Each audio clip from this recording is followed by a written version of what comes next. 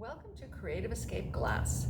This tutorial is going to cover advanced cutting techniques. So we've already covered how to use the scoring tool and how to use the running pliers. You'll probably see them in action, but we're not going to go into details. But we're going to focus more on using the grozing pliers.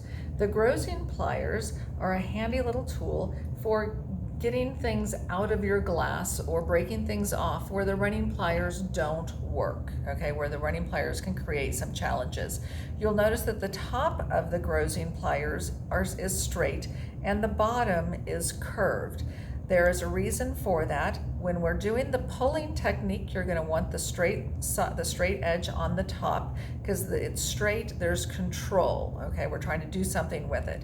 If you have it this direction and you're coming after your glass, that curved edge is just kind of chopping. And there are some times when I will use the curved glass just to kind of take a sharp edge off, but it's not for removing pieces of glass. So we're going to be using it with the straight edge. Now in your toolkit, you may have another tool that has two straight edges. That's just basically a second hand if you've got a small piece of glass that you're working with. So you always want to use the one with the straight and the curved with the straight on top. So let's see where these come into play. So for example, I have a piece of glass here that is supposed to be a circle that has a really rough cut around it. And so we want to get those pieces off. So we're going to go ahead and score. So I'm going to grab my scoring tool.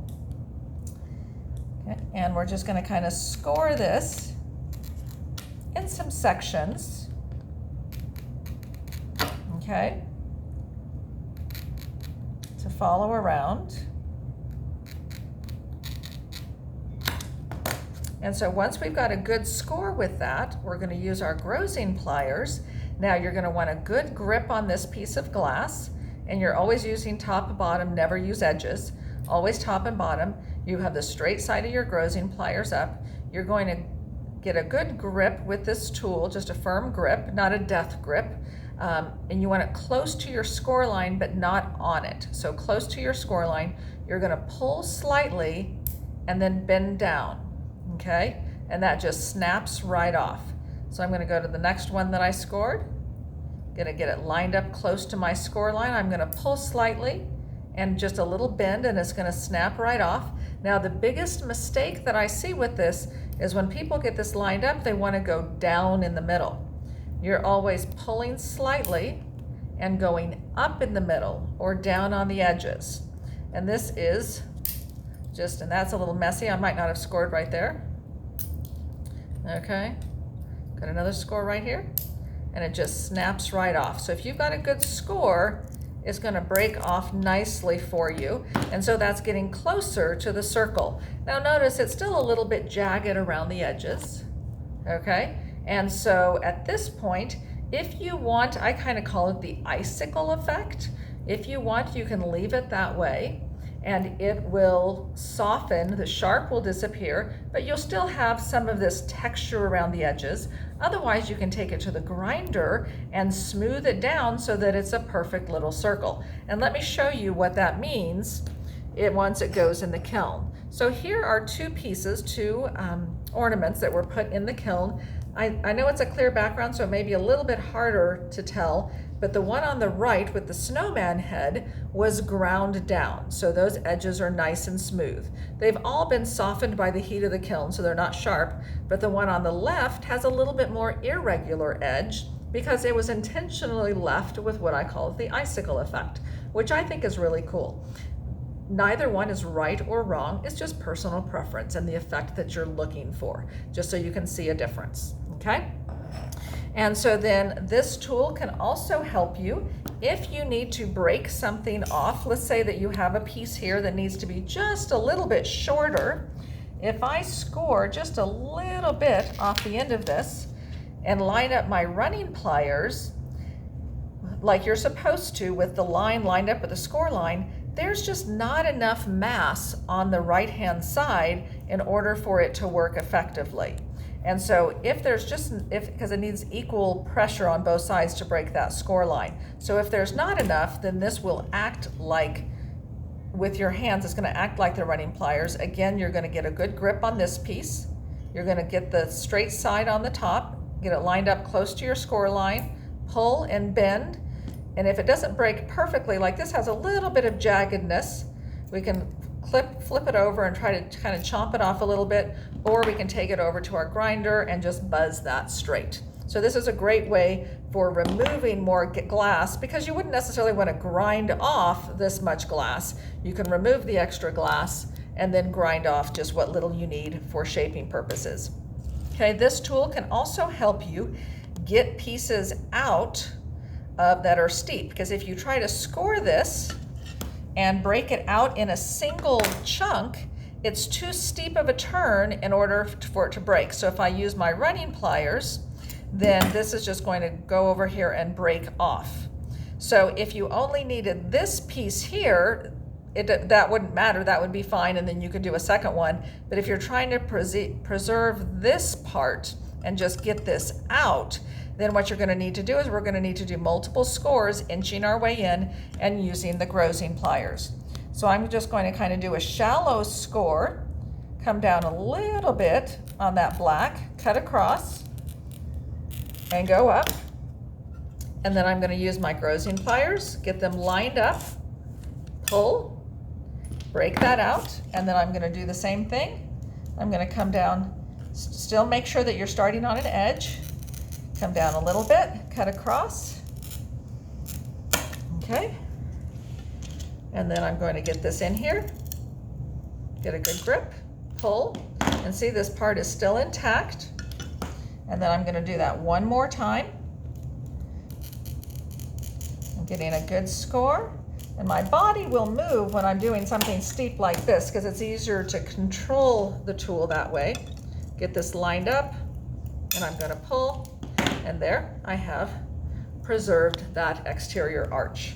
And so that's a great way for breaking that type of a piece out. And notice I'm sweeping the glass out of my way because I'm getting lots of little particles. And you want to get those out of your way, because when you're laying the glass flat, you don't want the wobble of it being on little pieces of glass. Okay, so that's how handy this particular tool can be. From a beginner standpoint, a lot of people don't use it unless you're really getting into some of the cuts that we're discussing. So the next thing we're going to take a look at is how to tap a score line. So for example, this cut here, again, it's borderline steep for using the running pliers. It kind of depends on which part of the glass you want to preserve. So I'm just going to go ahead and score the glass. And on this particular one, I'm going to cut on the inside of the score line, because that's the size I want. And so I'm going to put the blade, the center of this tool, right along the inside of the black line, because if I put it on the line or on the outside, it'll end up too big for what I'm trying to do. And it can make a big difference when you're making a piece. So I've scored along there. Now I'm going to hold this firm, and this is steep enough that I'm kind of afraid if I try to run it, it's just going to break this piece. So I'm going to use my scoring tool, and this end on the back is actually, we unscrew that to put the oil in this tool. However, this is used for tapping the glass as well. So you don't want to use the metal edge, you want to use the ball. Oops. You want to use the ball, and I'm going to tap directly behind the score line. So this is a little noisy. And see how that just fell right out? And so whether you're preserving this or this, you got a nice clean break by doing that. Now, if the piece is too small, for example, if I had a piece this big, the tap method probably wouldn't work, just because there's not enough mass to it. But when you're dealing with pieces that are significant enough, you should be able to do that. If you are trying to get things out of small things, we have other tools that we'll talk about in a minute on how to do that. Okay, also, if you're trying to do, a cut that's kind of like an S-curve, or this is like a scenery, where you've got the landscape that you're trying to do, you can score this line. But again, if I try to use the running pliers alone, odds are you're not necessarily going to get a clean break, just because there's too much going on. So this might be a little small for tapping, but we're going to go ahead and kind of tap along this line a little bit to encourage it to start running. Okay.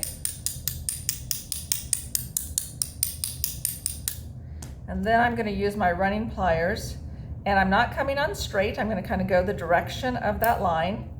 And because I did the tapping, it started it so that my running pliers broke it beautifully. Okay, and so you can use this for a snow hill for an ornament or for a larger piece. Now, if you need to cut things out that are more intricate, for example, this particular piece, there's no way to freehand, using the tools that we've discussed, the bat, or to freehand, because the branches here, this is all one piece. And so we have a tool called a diamond ring saw that we will teach you how to use once you're in the studio and have a project that requires it. And we'll teach you how to use that where you can cut out very intricate shapes and designs. And so that concludes our advanced glass cutting video. There are additional techniques that are very project specific that you'll be taught on a case-by-case basis. But in the meantime, we'll see you in the studio.